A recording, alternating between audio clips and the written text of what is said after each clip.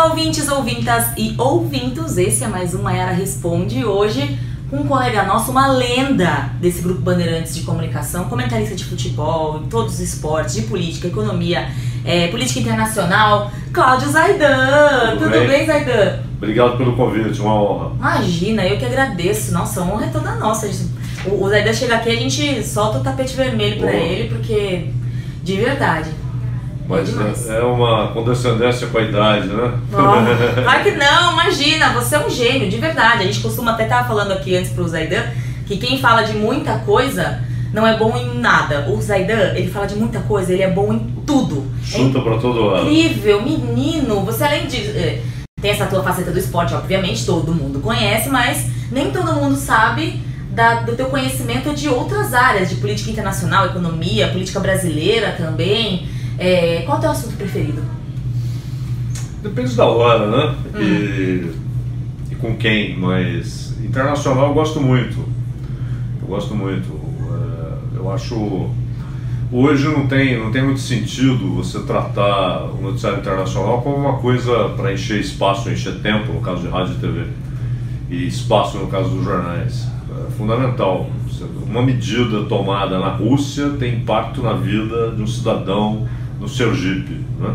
E hoje, particularmente, o país vive, na minha opinião, uma situação de degradação geral, e essa degradação, inclusive, emana do seu poder político, né? Então, é um momento ruim do Brasil, realmente ruim, inclusive com retrocesso em vários aspectos, mas... também por isso é um assunto fascinante, é um assunto bom, até porque há muito faz de conta, inclusive no noticiário. Muitas vezes a crônica política ela se tornou uma espécie de porta-voz do poder, e isso é muito ruim. É fundamental que aquela máxima anarquista, né? Se há governo, sou contra. Muitas vezes o jornalismo adota o inverso, há governo, sou a favor. Isso é lamentável, né? E acaba reproduzindo apenas as posições do poder, de quem está no poder. E o jornalismo não é para isso. Aquela história do Milton Fernandes, né? Que imprensa é oposição, ou então, no caso do jornal, só serve para embrulhar peixe. É uma publicidade, né? Publicidade.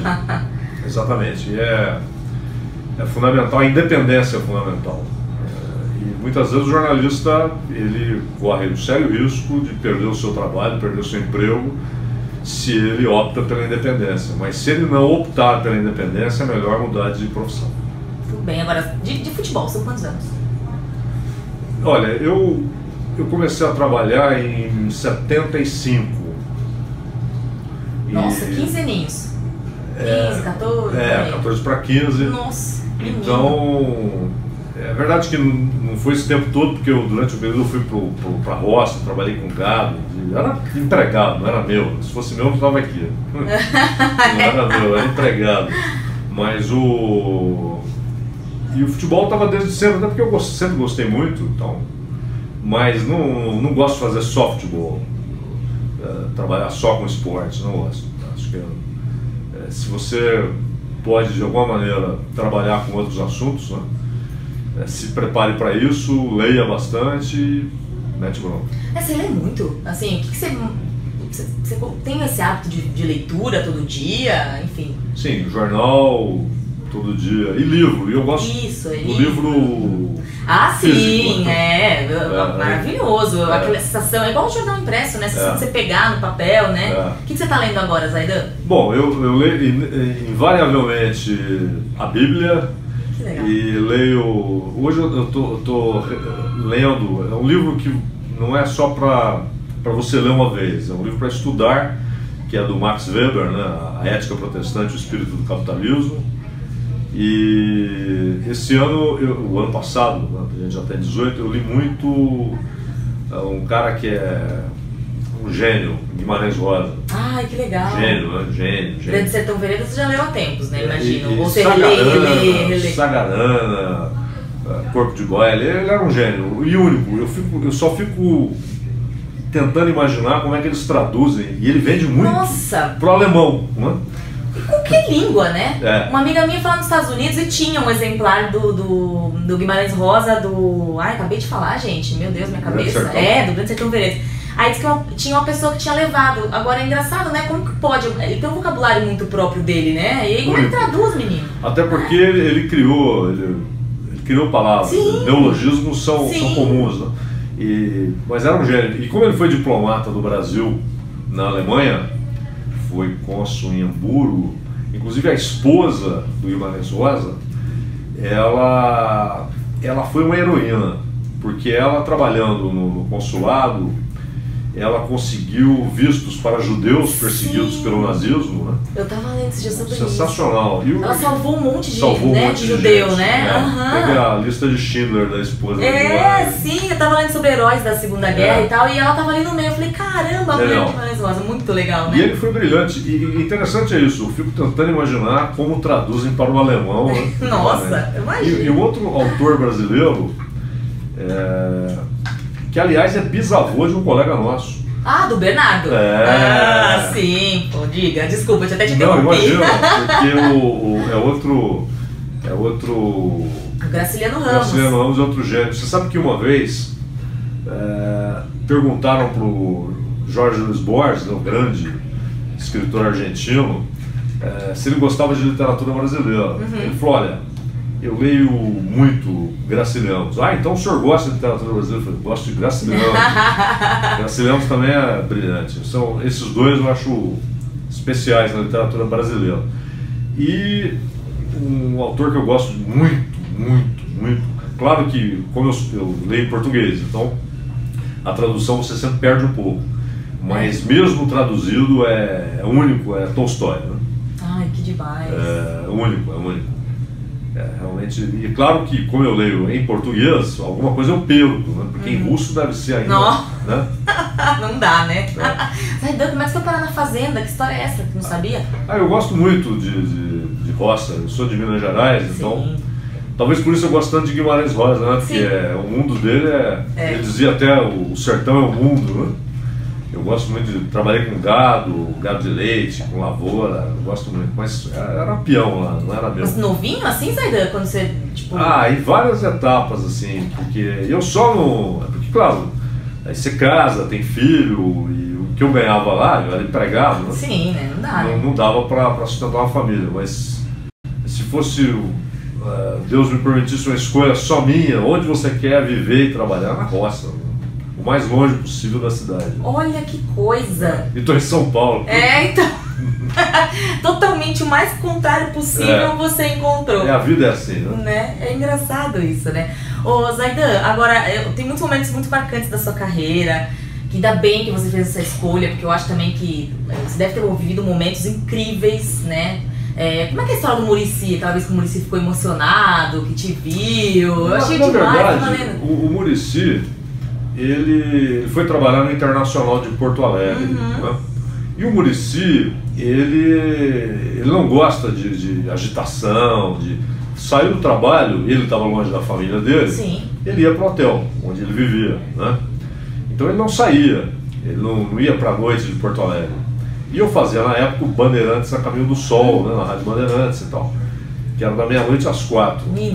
Então o que o Muricy, até por ser de São Paulo, e a Bandeirantes de Porto Alegre reproduzia o programa, ela colocava no ar o programa, então ele ouvia, ele sintonizava na Bandeirantes de Porto Alegre e ficava ouvindo.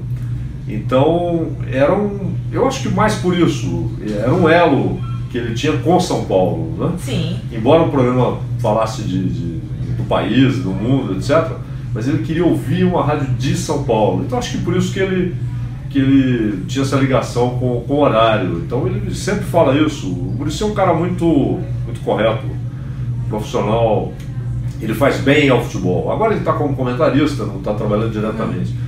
Mas você tem essas pessoas, né, que fazem bem ao meio, são honestas, corretas. E o futebol tem um mar de sujeira, né? O futebol não é uma ilha, né? Então ele reproduz muito do que o país é. E esses caras que conseguem passar sem mácula por um meio desse, eles são especiais. O Muricy é um cara muito honesto não, honesto você é ou você não é, ele é honesto, ele é correto, Então é um cara que faz bem pro futebol. Se emocionou de conhecer, né? Ficou todo... Mas eu acho que era muito por isso, pela ligação que ele tinha de ouvir uma rádio de São Paulo e estar em Porto Alegre. Não, mas o rádio, você acaba... O ouvinte sente como se você fosse alguém da família, alguém que você conhece há muito tempo. Você conhece há muito tempo, né, Zé? Você fazia companhia pra quem ficava a madrugada inteira aí. O rádio é isso. Sozinho, né? Não mais naquele horário, porque quem tá te ouvindo já ou tá trabalhando, ou tá... Então você tem taxistas, gente que trabalha em hospital. Os porteiros tem bastante. Uma cidade como São Paulo. E no caso dele, era a hora que ele ia descansar, então ele ligava para ficar ouvindo o noticiário ali e acabou tendo uma ligação com o programa. Nossa, que horário de louco. Zé, você passou a sua vida inteira trabalhando. Sábado, domingo, feriado, noite, madrugada. Já perdeu, deve ter perdido muita coisa, assim. Como é que você vive isso? Eu às vezes penso assim, fim de semana tem que trabalhar, meu Deus, porque você passou a sua vida inteira fazendo isso, né? Há anos era mais fácil, né? Na medida que a idade chega, vai pesando, você se cansa mais. E mesmo hoje, não estando na madrugada, mas como eu ainda faço futebol, e você tem esse horário muito ruim, de 15 para as 10, né? Esse horário é 15 para as 10 da noite. É massacrante. Mas o problema é que a televisão determina, né?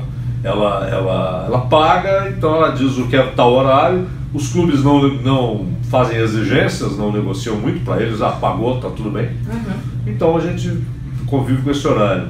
Agora, a madrugada, quando eu fazia a madrugada, havia uma vantagem, que como é um horário com pouca propaganda, e você podia pegar um assunto e falar dele 1 hora, se você quisesse. E tinha muita gente que participava. O Newton Carlos, que é uma referência em política internacional, ele entrava muitas vezes. O Kleber Machado, o Fábio Sormani, Flávio Gomes, esse pessoal sempre estava participando. E o Kleber, inclusive, de vez em quando ele nos visita aqui, né, e ele sempre lembra dessas participações. O PVC. Então tinha um grupo de convidados ali, né, que estava sempre participando, além dos repórteres, né? O pessoal deixava trabalhos excepcionais, porque você ficar da meia-noite às 4. Segurando ali, meu filho, no gogó, não é fácil não, né? E na época, como a internet ainda era incipiente e tal, por exemplo, você trazia as manchetes dos jornais, né? Então, 1 da manhã, a gente já estava dizendo para o ouvinte o que a Folha estava trazendo, o que o Estadão estava trazendo. Sim. Como cada um, por exemplo, tratava o mesmo assunto, a Folha dando um tratamento a um assunto, o Estadão outro, o Globo outro, né? Mas tinha de esperar chegar o jornal ali. E você recebia antes? Recebia, o pessoal trazia. Que legal. Era muito bom. Olha, que bacana. Você falou de hoje tá mais difícil trabalhar, né? Imagino família, e eu acho muito legal a sua relação com o Manuel Aldaz. É o meu filho mais novo. De onde veio o Aldaz? Adoro! Tem uma música do Toninho Horta, grande compositor mineiro, que faz parte do Clube da Esquina, né, com o Milton Nascimento, com o Tavinho Moura. E o Toninho Horta, inclusive, é um dos grandes guitarristas do mundo, né? Ele fica mais nos Estados Unidos do que aqui, muito respeitado o trabalho dele lá. E ele fez essa música, que na verdade essa música o Manuel Aldaz da música é um Jeep, né? E o meu filho mais novo se chama Manuel. E ele é um Aldaz, né? O Manuel, ele não anda, né? Nunca andou. E ele é a pessoa mais alegre da minha casa, mais feliz. É uma inspiração, uma bênção, né? E ele tem uma ligação muito forte com o rádio, né? Até pelas condições dele, ele ouve muito rádio. Então, é por isso que ele ganhou... Ele é sua paixão, né? Ele, os meus filhos, Sim. né? Ele, o Francisco, meu neto, agora está com 2 anos, Benjamin. Enfim, a família, né? A Valéria, minha esposa. Não, o Manuel, inclusive, participa dos teus lives de vez em quando, né? Ele manda ver. E é muito ligado. Eu acho muito legal essa relação. Como a minha memória tem falhado muito, ele que me lembra. Escuta, como é que chamava aquele jogador? Tá aí, pá! Ele tem uma baita memória também, puxou você então. Só que a minha tá devagar. Imagina. Ele é um computador, assim, pra lembrar das coisas. Ele é muito, muito bom. Demais. Mas ainda muita gente imita, né? Você gosta? Ou te incomoda? Eu acho uma homenagem, né? Uma homenagem. Porque eu falo muito... caipira, assim. Então, muita gente, eu vejo como recebo como homenagem. Mas eu acho muito legal. Acho muito legal. E alguns são muito bons, né? Nossa, tem. Eu tava vendo na internet esses tempos aí, gente, como tem, você bota lá Zaidan, aparece um monte de imitador, tem um pessoal da Energia que faz muito bem, né? Tem uma galera assim que manda muito bem, né? Beto Hora. O Beto Hora. O França também é muito bom, que é aqui da Band FM, né? Faz com ronco. Enfim, é uma homenagem, não tem por que alguém achar que é ruim, foi isso. Até uma honra, né? Alguém se lembrar de você é muito legal. E você imitar. E o pessoal te reconhece pela voz na rua, assim, quando você tá... Acontece. Acontece às vezes sim. No ônibus, o cobrador do ônibus, no táxi, alguma coisa assim. Porque assim, as pessoas não veem, né, às vezes. Hoje com a internet muita gente conhece seu rosto, mas não é todo mundo, né? Agora, televisão é uma coisa... Eu não gosto muito. Mas, a gente não gosta. Mas televisão, por exemplo, às vezes eu vou no programa do Neto. Né? E aí é um absurdo. A televisão, TV aberta principalmente, né? É um troço. Você não tem ideia de como aquilo é visto, né? A gente que é de rádio, estamos aqui também, né? Claro. No YouTube e tal, mas a gente não gosta muito, né, de ficar botando a cara nos lugares assim. A gente fica meio tímido também, né? Aquele negócio, às vezes até por necessidade profissional, né? Se aparece alguma coisa, você mesmo não gostou, não vai lá e faz, né? Mas eu prefiro rádio. Rádio é maravilhoso. E você? Também, 1000 vezes. Eu amo. A gente fala que rádio é uma droga, né? Droga no sentido de viciante, você não consegue parar, é maravilhoso. Te dá muita liberdade, né, Zaidan? E no fim da tarde todo mundo te vê também, né? É verdade, mas é triste, viu? Nossa, olha, às vezes, e eu fico ali no chat, né, com o Reinaldo Azevedo no fim da tarde, nossa, a cada coisa que a gente lê nos comentários, nossa. E pra você também tá nessa, né, Zaidan? Nos teus vídeos ali, na tua página, no Face. São coisas assim, pontuais. Eu não gosto de rede social. Mas tem que, né? Eu na verdade uso muito por causa do Manuel, porque ele se diverte. É mesmo? Né? Então eu faço, pai, vamos fazer aí um ao vivo, tá? Então ele se diverte, mas eu, se não fosse ele, minha mulher, que eles gostam e tal, eu nem teria. Mas eu acho muito legal porque você tem um espaço. Hoje você tem os seus comentários na Rádio Bandeirantes à tarde, né? Você sempre explica muita coisa legal, enfim, coisas que geralmente são difíceis de entender, de conflito internacional, de economia, de política e tal. E ali é um lugar que você pode ter mais tempo pra você falar também, né? Isso é legal. É verdade. Agora, mas é uma coisa assim, eu não me dedico a isso, né? Faço eventualmente.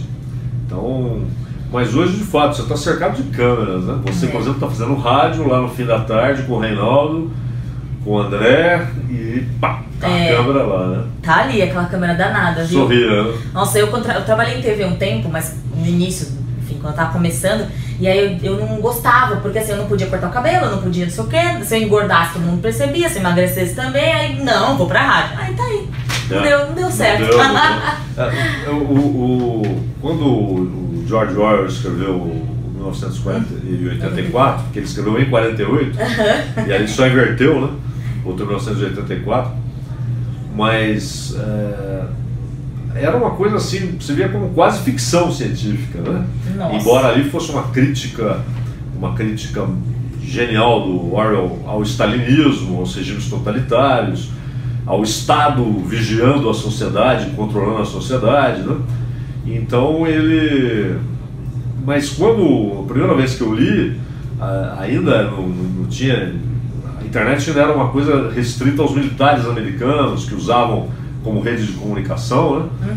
Mas hoje não, hoje o que o Orwell imaginou é até ínfimo, perto do controle, que na verdade não é um controle centralizado no Estado, no nosso caso, né? Mas é uma sociedade que se auto-vigia o tempo todo. Te assusta um pouco, assim, quando você vê lá, por exemplo, tem um vídeo seu ali que tem 500, 1000 comentários, te assusta um pouco, assim, nossa, meu Deus, todo mundo me vendo. Não, o que eu acho mais preocupante não é nem você ir lá gravar uma coisa, colocar em algum lugar e as pessoas veem, as pessoas assistirem aquilo, verem aquilo. O que eu acho preocupante são os mecanismos que darão ao Estado certos controles. Por exemplo, agora você já tem lá, a criança nasce, já tem um registro biométrico. A ideia de chip do carro, por exemplo, que inicialmente, olha, um dado de segurança, né? Você vai ter um carro que, se alguém pega, rouba o carro, tal, vai ser facilmente rastreado e tal.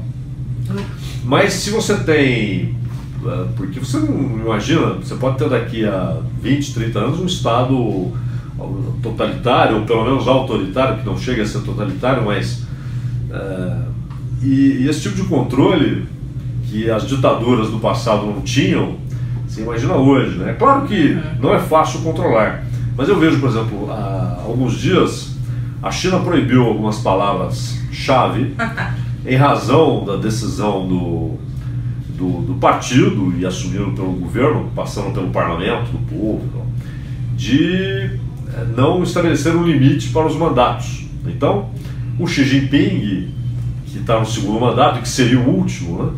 Ele passa a possibilidade dele ter um controle do partido e das Forças Armadas e do governo semelhante ao que o Mao teve, semelhante ao que o Deng Xiaoping teve. Né?